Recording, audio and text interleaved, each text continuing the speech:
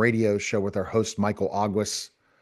Michael, ethical influence part two, or it's maybe more than part two, but I learned so much in session one, in the podcast one, we talked about ethical influence because I'm saying, hey, I have to kind of explain why things work out for me compared to my competitors because of having these principles in my business. Yes. So we're talking about the work that was done by Dr. Robert Cialdini, again, professor in Arizona State University for a long time, professor of psychology. He has worked with multiple companies and professionals on really creating the maximum ethical influence that they could have. And we emphasize the word ethical because this can be used to manipulate people as well. So, in the first session, for those who didn't see it, we focused on the personal connection by applying these seven. So, the first three were on the personal connection. But on the personal connection side, we talked about reciprocity. We talked about being the first to give something. You have something that you can offer. And even if you didn't have a budget, even if you don't have a lot of money, you certainly have access to information. You have the ability to make a concession first. You have the ability to extend help to other people. Excuse me. So reciprocity is the first principle. The second one was liking. You like, you tend to do business with people you know and like and trust, right? So liking was the second principle, and we used The Rock, Dwayne Johnson, as an example. Not exactly the most gifted actor, but certainly is one of the best paid because people watch him because they like him. They can relate to him. He's real to a lot of us. That was the second principle. The third being unity, being drawn by a common purpose. If your audience feels like they have a mission with you, for example, one of the greatest brands? Apple, right? Their motto was two words: think different. Think different. That was their motto while Jobs was out there promoting it. And think of the millions of people who bought the Apple product because they could identify with that, right? They were different. And so this is what they could identify with. So again, his level of influence there was pretty high. Today, our focus will be on creating external validation. External validation, right? So from the outside perspective, what can we do? So the first principle I will share with you is the principle of authority. You want to be an authority in your area. If you don't already, you should really, if you're not an authority already, you should really consider what you're doing. Because if you're offering something, nobody else should have more information than you on that one product or service. You should know it inside and out. Okay, so authority. We look to experts and credible figures for guidance. So think about this. There's a guy named Neil Patel. You know that name, marketing? Yes. He leverages his association with major brands, Amazon, Hewlett Packard, recognition from world leaders like President Obama. Why? He's establishing instant credibility and he's showing the world that he is an authority in his area, which is marketing, right? But, you know, think about how you can create authority. You do that every time you do a podcast with someone.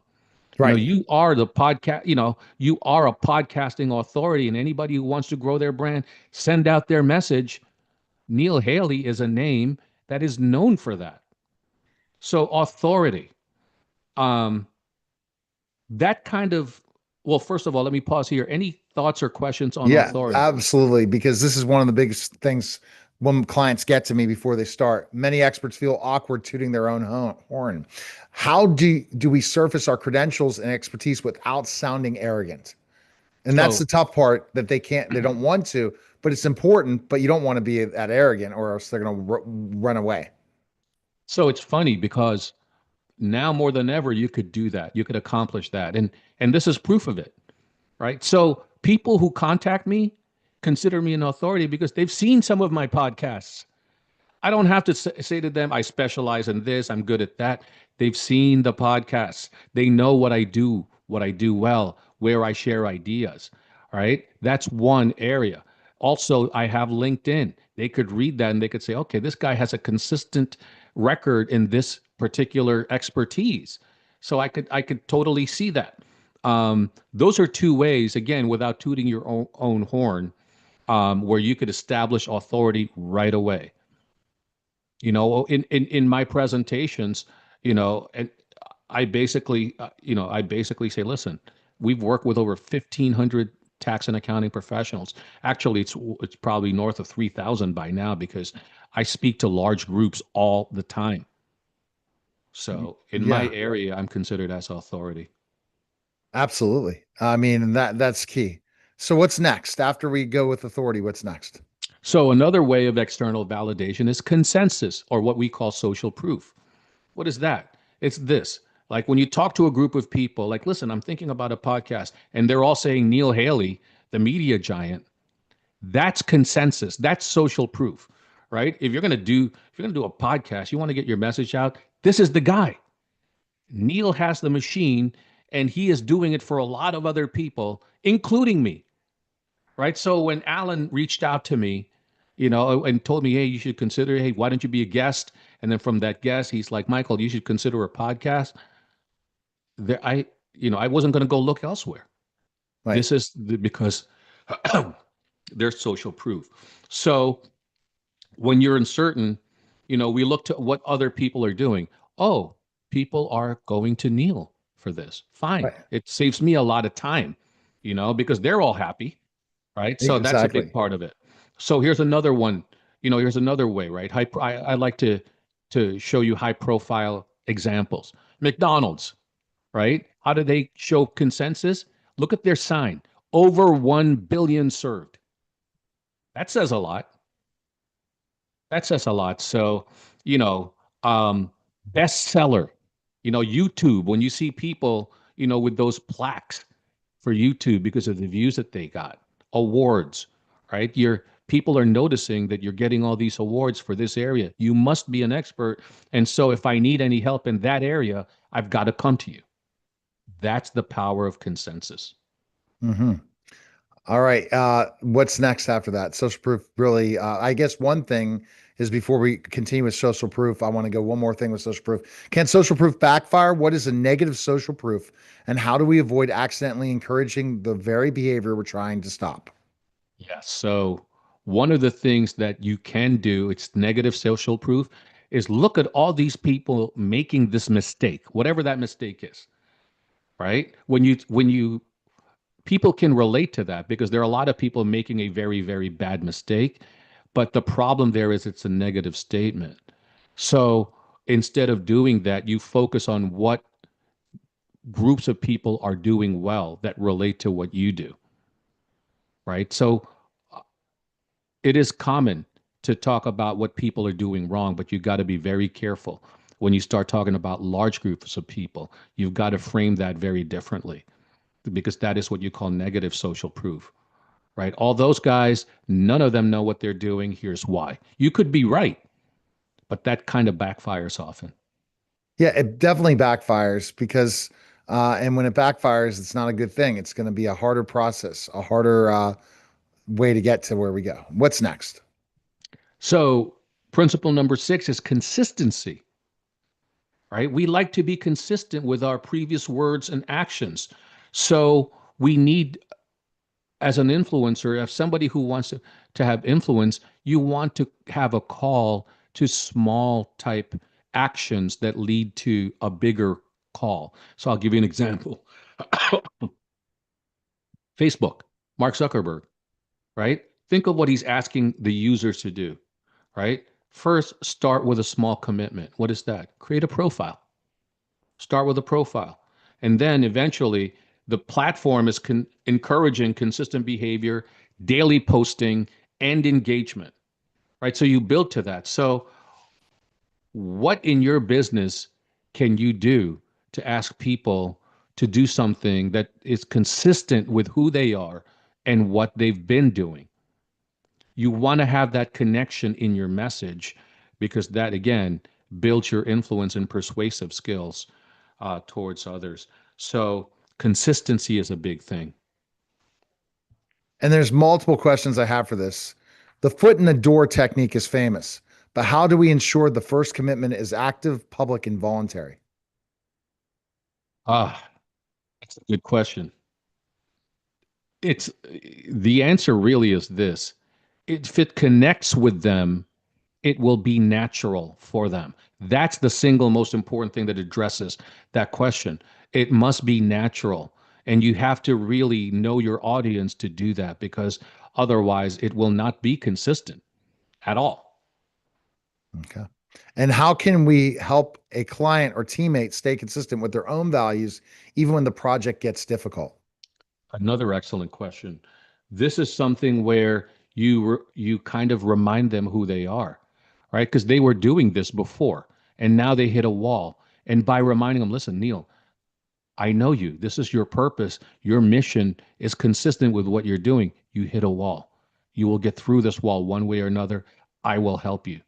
Right. So by reminding them who they really are and what their purpose is, oftentimes you get that, you get through that and you're able to help your teammate and other people. All right, we're on to number 7. The last one is powerful. Scarcity. You are more influential when what you're offering has a limitation. What's the limitation? Well, there's only so much in quantity that we have to offer. There's so much more time that you have, Neil. Listen, like with a lot of our strategies, after, the last day of the year, December 31st, they're no longer available for that year. So it adds to the level of influence, right? So scarcity is a big thing. And the more you build it into your plan, again, you got to be very sensitive. So in my situation, what is my scarcity? Time. A lot of people want to meet with me, but I only have so much time to meet during the week. And in my offerings, time is going to be up for some people who are not willing to decide, right? Listen, you will pay a tax if you don't do something sooner or later, but by 12/31, whatever it is, has to have already been done. It's up to you. I share with you ideas. You determine whether they make sense to you, but you have until this date to get it done. Scarcity. Or you've seen the signs, limited time offer, or, like discounts, you have discounts for the first X number of customers. Right. Think about that. That's what Definitely. you call scarcity. Yeah. So basically, ethical scarcity is about honest loss. How do we communicate what someone stands to lose without sounding like going out of business, clearance sale? So it's sometimes it kind of seems like semantics, right? So think about this. Instead of saying, instead of saying you stand to lose $100,000 in taxes, I ask a different question, like, why would you want to give that up? You don't have to, right? So it's a different message. But, people tend to respond to, they don't want to feel like they're losing something. They're more motivated acting towards that than they are to gain something. Right. So All right. um, it's just reframing the same point. Over and over again. I get it for sure. Such So great. here, Go ahead. Sorry. yeah. So when you look at it, these are the 7 principles you want to take time and you want to look at your business and say and see where you can improve in these areas. I will repeat them again for you and for the audience, right?